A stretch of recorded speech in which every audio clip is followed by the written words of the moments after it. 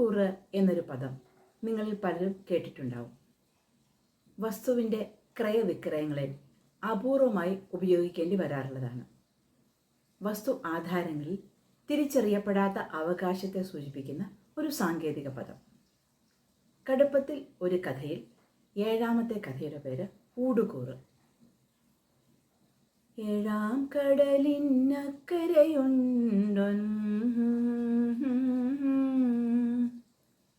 മെല്ലെ പാട്ടുമൂളിക്കൊണ്ട് സേവിച്ചൻ പ്രധാന വഴിയിൽ നിന്ന് ഇടത്തുണ്ടിലേക്ക് കയറി.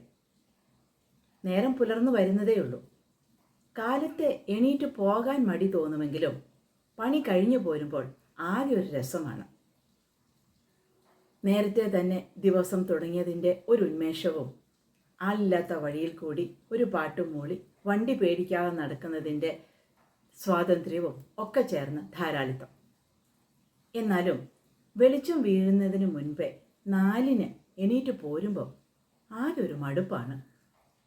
ജിൻസിയുടെ പുതച്ചു മൂടിയുള്ള കിടപ്പും കൂടി കണ്ടാൽ കാര്യങ്ങൾ കൈവിട്ടു പോകുമോ കർത്താവേ എന്ന് തോന്നും.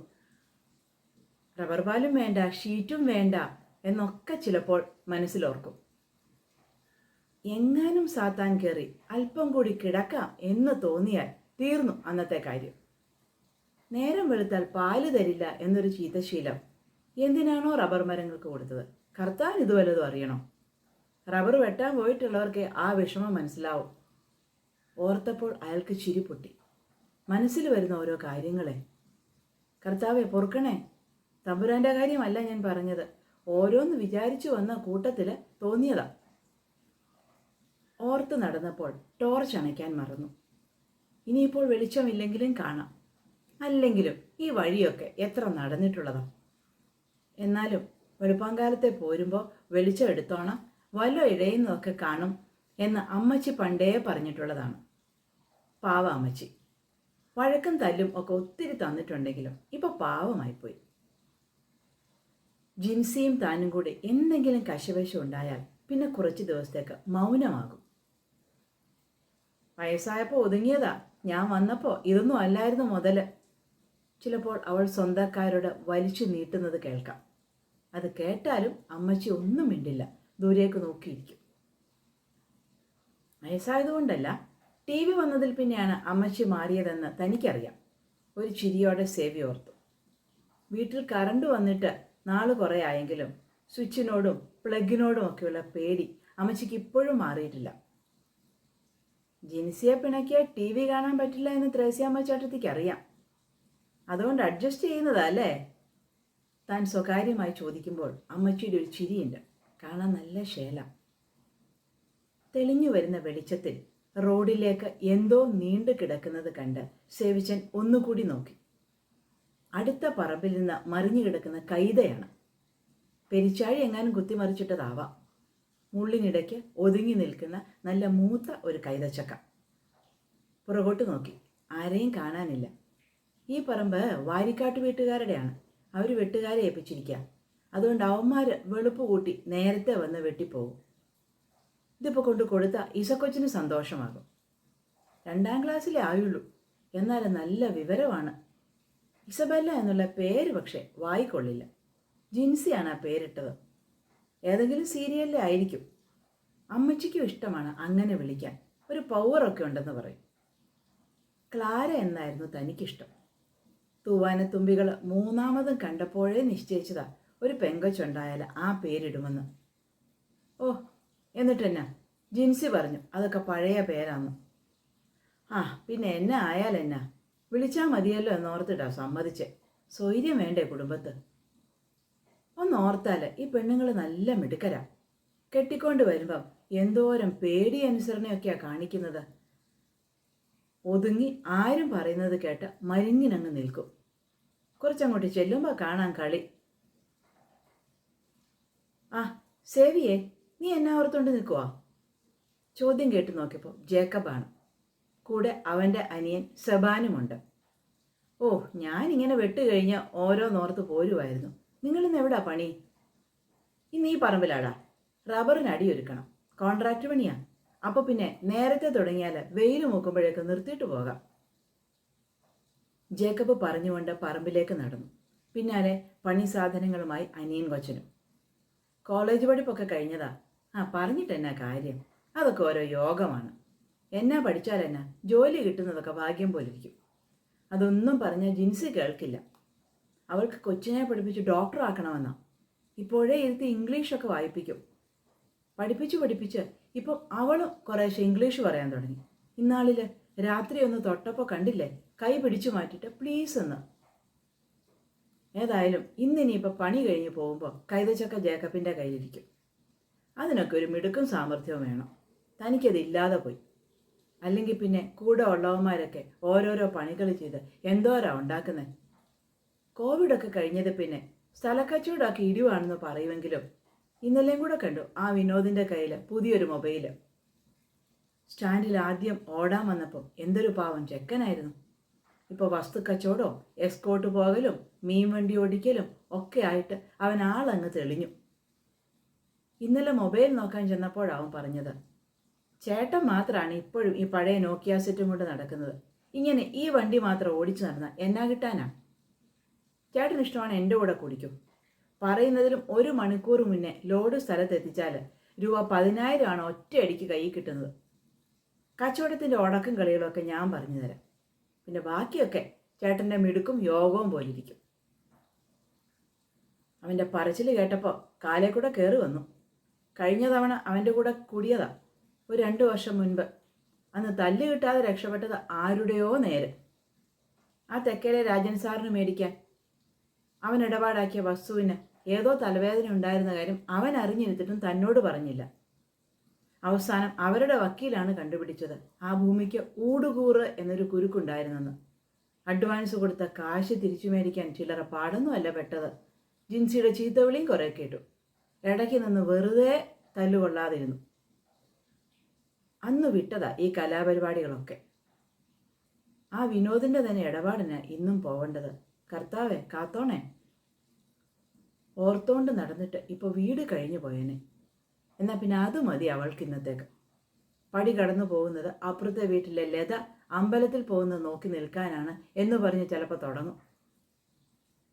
കാര്യം എന്നൊക്കെ പറഞ്ഞാലും അവരാ സെറ്റൊക്കെ കൊടുക്കുന്നതിൻ്റെ ഷെയറൊന്ന് വേറെ. ഇന്നാളിൽ സാന്ത്വനം സീരിയലിൽ കാണുന്ന പോലത്തെ വേണം എന്ന് പറഞ്ഞ് വാശി പിടിച്ച് ജിൻസി അറ്റത്ത് നീലപ്പൂവൊക്കെയുള്ള സെറ്റുമുണ്ട് മേടിച്ചുകൊണ്ട് വന്നു. എന്നിട്ടെന്നാ ഉടുത്തു വന്നപ്പോൾ അവൾക്ക് നൈറ്റ് തന്നെയാണ് നല്ലത്. ഇതുടുത്തിട്ട് ഒരു വർക്കത്തും ഇല്ലായിരുന്നു. അമ്മച്ചി പുറം തിണ്ണയിലിരുന്ന് തലമുടി കോതുന്നുണ്ട്. ഇസൊക്കെ ചെണീറ്റ് കാണത്തില്ല. അടുപ്പ് പാതകത്തിലിരുന്ന് കട്ടനും എടുത്ത് പുറകുവശത്തേക്ക് നടന്നു. വിചാരിച്ചതുപോലെ തന്നെ അവൾ തുണി കഴുകിയിടുകയാണ്. ഇന്ന് രാവിലെ എങ്ങോട്ടോ പോകണമെന്ന് രാത്രി പറഞ്ഞല്ലോ, എന്നാത്തിനാ? ചോദ്യഭാവത്തിൽ ജിൻസി സേവിച്ചനെ നോക്കി. ഇന്നൊരു വസ്തു ഇടപാടുണ്ട് കൊച്ചേ, വിനോദ് പറഞ്ഞിട്ടാ. അവന് വേറെ എവിടെ അത്യാവശ്യത്തിന് പോകണം. നമ്മുടെ അമേരിക്കക്കാരുടെ വീട് വരെയാ ചെല്ലേണ്ടത്. ആ സ്കൂളിൻ്റെ അടുത്ത് വലത്തോട്ട് പോകുന്നൊരു വഴിയില്ലേ, അതിലേക്ക് കയറുമ്പോൾ ഇടത്ത് കാണുന്ന സ്ഥലമാണ്. അവരെ ഒന്നുകൊണ്ട് കാണിക്കണം എന്ന് പറഞ്ഞു. 10 മണിക്ക് ചെല്ലാമെന്നാണ് പറഞ്ഞിരിക്കുന്നത്. പറഞ്ഞത് കേട്ട് തുണി കുത്തിപ്പിഴിഞ്ഞ് കല്ലിൽ തന്നെ വെച്ച് ജിൻസി നിവർന്നു നിന്നു. പ്രതീക്ഷിക്കാത്ത എന്തോ കേട്ടതുപോലെ കണ്ണുകൾ വിടർന്നു. എന്നിട്ടെന്നെ ഇന്നലെ പറയാഞ്ഞേ, ഞാൻ ആ നീല ഷർട്ടൊന്ന് തേച്ച് വെച്ചേനേലോ. നല്ല ആൾക്കാരുടെ വീട്ടിലും അവരുടെ കൂടെയും ഒക്കെ നടക്കുമ്പോൾ നമ്മളും അന്തസ്സിൽ വേണം പോകാൻ. അതിന് വേറെ തേച്ചതൊന്നും ഇരിപ്പില്ലേ? ചോദ്യഭാവത്തിൽ അവളെ നോക്കി. മറ്റേതൊക്കെ മുഷിഞ്ഞു കിടക്കുമായിരിക്കും, ചൊവ്വളത് വല്ല ഉണ്ടോ നോക്കട്ടെ പറഞ്ഞപ്പോൾ അവളുടെ മുഖത്ത് ഒരു പരിങ്ങൽ. അല്ലെങ്കിലും നിനക്കിപ്പോൾ സീരിയലും കൊച്ചിൻ്റെ പഠിപ്പും ഒക്കെ കഴിഞ്ഞ് എൻ്റെ കാര്യം നോക്കാൻ എവിടാ സമയം അല്ലേ? പരിഭവത്തിൽ പറഞ്ഞിട്ട് അരമതിലിൽ ഇരുന്നു. കാപ്പി ഗ്ലാസ് താഴെ വെച്ച് കാലിലേക്ക് നോക്കി. ചൊറിയണം കടിച്ചതാവണം, തടിച്ചു വന്നിട്ടുണ്ട്. മുൻവശത്തെ മേശയിൽ ഷർട്ട് എടുത്തിട്ടിട്ട് ജിൻസി അകത്തേക്ക് പോയി. തേപ്പ് പെട്ടി എടുത്തു വന്ന അവളുടെ കയ്യിൽ തൂങ്ങി ഇസക്കൊച്ചു. ഉറക്കം വിട്ടിട്ടില്ല. കൊച്ചിത്തിരി നേരെ ഇവിടെ ഇരിക്കേ, ഞാനിതൊന്ന് തേച്ചു കൊടുക്കട്ടെ. പുറം തിരിഞ്ഞു നിന്ന് തേക്കുന്ന അവളെ കാണാൻ നല്ല രസം. തിരിഞ്ഞപ്പോൾ തൻ്റെ നോട്ടം കണ്ട ജിൻസിക്ക് എന്തോ മനസ്സിലായതുപോലെ ഒരു ചിരി. അല്ല, എങ്ങനെ നോക്കാതിരിക്കും? ഈ TV വന്നതിൽ പിന്നെ ഒന്നും നേരെയല്ല. അമ്മച്ചിയും അവളും കൂടെ കിടക്കാൻ വരുന്നത് എപ്പോഴെങ്കിലും ഒരു നേരത്താവും. കൊന്ത എത്തിക്കൽ പോലും വഴിപാട് പോലായി. അത്താഴം കഴിഞ്ഞാൽ പിന്നെ അവളെ ഒന്നിനും നോക്കണ്ട. കരച്ചിലും പിഴിച്ചിലും ഒക്കെ കഴിഞ്ഞ് ദൈവങ്ങളെയും കണ്ടു തീർത്ത് ഒരു നേരമാകും അവൾ വരാൻ. വന്നാലും എന്നാ, അമ്മച്ചി ആ കൂടെയല്ലേ വരുന്നത്. അമ്മച്ചിയും കൊച്ചും ഒക്കെ ഉറക്കം പിടിച്ചു വരാൻ പിന്നെ സമയമെടുക്കും. പിന്നെ എങ്ങനെ നോക്കാതിരിക്കും ഈ നിൽപ്പൊക്കെ കണ്ടാൽ? മനസ്സിലോർത്ത് ഒരു ദീർഘനിശ്വാസം വിട്ടുകൊണ്ട് സേവി എണീറ്റു. അകത്തേക്ക് നടക്കുന്ന വഴി തിരിഞ്ഞു നിൽക്കുന്ന ജിൻസിയെ ഒന്ന് വാരി പിടിക്കാൻ തോന്നി. അതെങ്ങനാ? അകത്ത് കട്ടിലേലിരിക്കുന്ന അമ്മച്ചിയുടെ കണ്ണിവിടെയാ. സമ്മതിക്കുകയില്ല. ഇന്നത്തെ ഈ ഇടപാടൊന്ന് നടന്നു കിട്ടിയിട്ട് വേണം വശത്തേക്കൊരു ചാർത്തെങ്കിലും പിടിക്കാൻ. തുറന്നു കിടക്കുന്ന ഗേറ്റിൽ കൂടി അകത്തേക്ക് കയറുമ്പോൾ സേവിച്ചന് പരിചയത്തിൻ്റെ ഒരു സ്വാതന്ത്ര്യം തോന്നി. മുൻപ് 4-5 തവണ ഇവിടെ വന്നിട്ടുണ്ട്. ഒരിക്കൽ മണ്ണടിക്കാൻ വന്നപ്പോഴാണ് മകൾക്ക് വാങ്ങാൻ കുറച്ച് സ്ഥലം വേണം എന്ന് സാറ് പറഞ്ഞത്. കമ്മീഷൻ കിട്ടും എന്നൊന്നും അപ്പോൾ അറിയുകയേയില്ല. പരിചയമുള്ള മനുഷ്യർക്ക് ഒരു ഉപകാരം ചെയ്യുന്നു എന്ന മട്ടിൽ പല സ്ഥലങ്ങളും കണ്ടുവച്ച് സാറിനോട് പറയുകയും ചെയ്തു. സാറിൻ്റെ മകളും ഭർത്താവും വന്ന് സ്ഥലം കാണാൻ കൊണ്ടു നടന്നപ്പോഴല്ലേ ഇതിൻ്റെയൊക്കെ ഒരു അലച്ചിൽ മനസ്സിലായത്. ഏത് സ്ഥലം കണ്ടാലും പിടിക്കില്ല, എന്തെങ്കിലുമൊക്കെ കുറ്റം പറയും. പാടത്തിൻ്റെ അരികിലാണെങ്കിൽ കാറ്റ് കൂടുതലാണ്, വെള്ളം കയറും. നല്ല കരപ്രദേശം കാണിച്ചാലോ വെള്ളം കിട്ടാൻ ബുദ്ധിമുട്ട്. റോഡിനോട് കൂടുതൽ അടുത്തായാൽ ആകെ വണ്ടി ബഹളം. അങ്ങനെ ഒരു 100 കുറ്റങ്ങൾ. ആരാ? എന്തു വേണം? സേവിയുടെ ചിന്തകളെ തടസ്സപ്പെടുത്തിക്കൊണ്ട് ഒരു ചോദ്യം വന്നു വീണു. മോളെ സേവിച്ച് വന്നിട്ടുണ്ടെന്ന് പറഞ്ഞാൽ മതി. ചെവിയിലെ പാട്ടു മാറ്റാതെ തന്നെ തലകുലുക്കി കുട്ടി അകത്തേക്ക് തിരിഞ്ഞു. ഇപ്പോഴത്തെ പിള്ളേരുടെ ഒക്കെ ചെവി കാണായത്. പണ്ടൊക്കെ റേഡിയോ കയ്യിൽ പിടിച്ച് ഉറക്ക പാട്ടും കേട്ട് റോഡിൽ കൂടെ പോകുന്ന പേർഷ്യക്കാരെ കണ്ടിട്ടുണ്ടെന്ന് അമ്മച്ചി പറഞ്ഞിട്ടുണ്ട്. ചിലപ്പോൾ സ്റ്റാൻഡിൽ കിടക്കുമ്പോൾ കാണാം ചില പിള്ളേർ ഒറ്റയ്ക്ക് സംസാരിച്ച് ചിരിച്ചു മറിഞ്ഞു വരുന്നത്. മുൻപാണെങ്കിൽ ഒറ്റയ്ക്ക് മിണ്ടുന്നവരെ കണ്ട പ്രാന്താണെന്ന് പറയും. ഇപ്പോൾ അതേ അത് ഫാഷനായി. ഓരോ കാലത്തെ ഓരോ കാര്യങ്ങൾ. ഈ വസ്തു കച്ചവടമായാൽ നല്ലൊരു തുക കമ്മീഷൻ കിട്ടും. 40 സെൻറ്റ് സ്ഥലം. ആദ്യം പറയുന്ന വില കൂടുതലാകണം. എന്നിട്ട് താൻ സംസാരിച്ച് ഒരു വിധത്തിൽ അത് കുറപ്പിച്ചു എന്നാക്കണം. വിനോദാണ് മെയിൻ ബ്രോക്കർ. അവൻ്റെ പങ്കെടുത്തു കഴിഞ്ഞ് ഒരു തുക എന്തായാലും തനിക്കും കിട്ടും. അല്ലെങ്കിൽ വിനോദിനെ ഒഴിവാക്കിയാൽ എന്താ? ഇന്ന് മുഴുവൻ താനല്ലേ ഇതിനു പിറകെ നടക്കുന്നത്. അന്ന് അവൻ തന്നോട് ചെയ്തതിന് ഒരു പണി കൊടുത്താലും തരക്കേടൊന്നുമില്ല. പോവാം സേവി. പറച്ചിലും സാറ് തോളിൽ തട്ടിയതും ഒരുമിച്ചായിരുന്നു. എന്തൊരു നല്ല മണമാണ്. ഈ ചേച്ചിക്കൊക്കെ എന്നാ പ്രായം കുറഞ്ഞു വരികയാണോ? നിന്റെ വണ്ടി ഇവിടെ കിടക്കട്ടെ, കാറിലോട്ട് കയറിക്കോ. ദൂരെ നിന്നെ വണ്ടി തുറന്നിട്ട് സാറ് പറഞ്ഞു. എയർ കണ്ടീഷൻ്റെ തണുപ്പിൽ നല്ല മണത്തിൽ കുളിർന്നിരിക്കുമ്പോൾ സേവി ഓർത്തു, എന്തെങ്കിലുമൊക്കെ ചെയ്യണം, കുറച്ചുകൂടിയൊക്കെ സൗകര്യത്തിൽ ജീവിക്കണം. എങ്ങനെയെങ്കിലുമൊക്കെ ജീവിച്ചിട്ട് എന്നാത്തിനാ? ജിൻസി പറയുന്നത് പോലെ ഒരു ജീവിതമല്ലേ ഉള്ളൂ. വല്ലാത്ത സത്യസന്ധത ഒന്നും വേണ്ട ഏട്ടാ വസ്തുക്കച്ചവടത്തിൽ. ഇവരൊക്കെ കാശുള്ളവർ, മേടിച്ചിട്ടിട്ട് പോകാനല്ലേ. അതിനിപ്പോൾ കിണറ്റിൽ വെള്ളം ഉണ്ടേലെന്നാ ഇല്ലേലെന്നാ. ഏത് കാലത്തും വെള്ളം പറ്റില്ല, കിണറിൻ്റെ കിടപ്പ് കണ്ടാലറിയാം എന്നൊക്കെ അങ്ങ് തറപ്പിച്ചു പറഞ്ഞേക്കണം. വെള്ളം കയറുന്ന ഭൂമിയാണോ എന്നെങ്ങാനും ചോദിച്ചാൽ ഒരു സംശയവും മുഖത്ത് വേണ്ട. അവർക്കും അടുത്ത ആഴ്ച പോകാനുള്ളതാണ്. ഇത് കണ്ട് ഇഷ്ടപ്പെട്ടാൽ വൈകുന്നേരം അഡ്വാൻസ് കൊടുക്കും. 3-4 ദിവസത്തിനകം ഇടപാട് നടക്കും. ഒക്കെ ചേട്ടൻ്റെ മിടുക്ക് പോലെ ഇരിക്കും. എനിക്ക് പോകാതിരിക്കാൻ പറ്റാത്തൊരു കേസ് കെട്ട് വന്ന് കയറിയതുകൊണ്ടാണ്. അല്ലെങ്കിൽ ഞാൻ നിന്നേനെ. ഇന്നലെ സ്റ്റാൻഡിൽ വെച്ച് വിനോദ് മാറ്റി നിർത്തി പറഞ്ഞത് ഓർമ്മയിൽ വന്നു. ഹോ, ഇതെന്തൊരു ക്യൂ ആണെന്ന് നോക്കിക്കേ. സ്കൂളിൽ അസംബ്ലിക്ക് നിൽക്കുന്നത് പോലെ അച്ചടക്കമായിട്ടാണ് നിൽക്കുന്നത്. പിന്നിലിരുന്ന ചേച്ചിയുടെ പരിഹാസസ്വരം ദിവാസ്വപ്നത്തിൽ നിന്നുണർത്തി. എൻ്റെ പൊന്നു ചേച്ചി, സാധാരണക്കാർക്ക് ഇതൊക്കെയല്ലേ മേടിച്ച് കഴിക്കാൻ പറ്റൂ. ബാർ ഹോട്ടലിൽ കയറി ബിയറോ വിസ്കിയോ കഴിക്കാൻ കാശ് നിങ്ങൾ കൊടുക്കോ? ഞങ്ങൾ ജവാനൊക്കെ കഴിച്ചങ്ങ് ജീവിച്ചു പോട്ടെ. പറയാൻ വന്നത് പക്ഷേ പെട്ടെന്ന് വിഴുങ്ങി. എന്തിനാ ഇവരെ വെറുതെ മുഷിപ്പിക്കുന്നത്? ഈ കച്ചവടമെങ്കിലും തനിക്ക് നടത്തണം. അപ്പോൾ ഒക്കെ പറഞ്ഞതുപോലെ സേവി, നമുക്ക് വൈകുന്നേരം കാണാം. പാർട്ടിക്ക് പോയി അഡ്വാൻസും കൊടുത്തങ്ങ് ഉറപ്പിക്കാം. സേവി ഒരു 4 മണിക്ക് വാ. മറ്റാരും ഇല്ലല്ലോ അല്ലേ ഇടയ്ക്ക്? തിരിച്ചെത്തി കാറിൽ നിന്നും ഇറങ്ങുമ്പോൾ സാർ എടുത്തു ചോദിച്ചു. ഇല്ല സാറേ. ഓക്കെ, അപ്പോൾ അങ്ങനെ തന്നെ. ഇടപാട് നമ്മൾ തമ്മിൽ. എന്നാവട്ടെ, വൈകുന്നേരം കാണാം. അവർ അകത്തേക്ക് കയറിയപ്പോൾ തിരിഞ്ഞു നടന്നു. പോക്കറ്റിൽ മൊബൈൽ ചിലച്ചു. വിനോദാവും. വേണ്ട, എടുക്കണ്ട, താൻ തിരക്കിലാണല്ലോ. ഗേറ്റ് കടന്ന് പുറത്തേക്കിറങ്ങി. പ്രധാന നിരത്തിലേക്ക് കയറിയത് തികഞ്ഞ ശ്രദ്ധാപൂർവമാണ്. ഇനിയൊക്കെ സൂക്ഷിച്ചാവണം, ഒരു പാളിച്ചയും ഉണ്ടാവാതെ.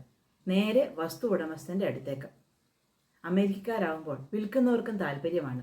ഇടപാട് ഉടനെ നടക്കും. അതുതന്നെ. ഒക്കെ പറഞ്ഞുറപ്പിച്ച് ആ വീട്ടിൽ നിന്നിറങ്ങിയപ്പോൾ 12 കഴിഞ്ഞിരിക്കുന്നു. വിശന്നു തുടങ്ങി. ഇനി വീട്ടിൽ പോയി ചോറുണ്ട് ഒന്ന് കിടക്കണം. വിനോദിൻ്റെ മൂന്നാമത്തെ വിളി കണ്ടിട്ടും എടുക്കാൻ തോന്നിയില്ല. ഏതായാലും എടുക്കണ്ട. അവൻ തന്നെ പറഞ്ഞു തന്നതുപോലെ ഇത്തിരിയൊക്കെ കള്ളത്തരവും സാമർഥ്യവും ഒക്കെ കാണിച്ചു തുടങ്ങിയാലേ വിജയിക്കാൻ പറ്റൂ. എന്തിലെങ്കിലുമൊക്കെ തനിക്കും ഒന്ന് ക്ലച്ച് പിടിക്കണം. ഇതൊക്കെ തമ്പുരാൻ പുറത്തോളൂ. തിരിച്ചു വിളിക്കുമ്പോൾ വിനോദിനോട് പറയേണ്ടത് മനസ്സിൽ ആലോചിച്ചുകൊണ്ട് മൊബൈൽ സ്വിച്ച് ഓഫ് ചെയ്ത് പോക്കറ്റിൽ താഴ്ത്തി. സാവധാനം ആക്സിലറേറ്റർ കൊടുത്ത് വണ്ടി മുന്നോട്ടെടുത്തു. ഇനി സ്പീഡ് കൂട്ടി പോകാം. ചുറ്റിലും ഈ കാണുന്ന എല്ലാത്തിലും രേഖകളില്ലാതെ ഊടുകൂറ് അവകാശമുള്ള തമ്പുരാൻ ഈ പരക്കമ്പാച്ചിലുകളൊക്കെ കണ്ട് ചെറുചിരിയോടെ ഒന്ന് നോക്കി.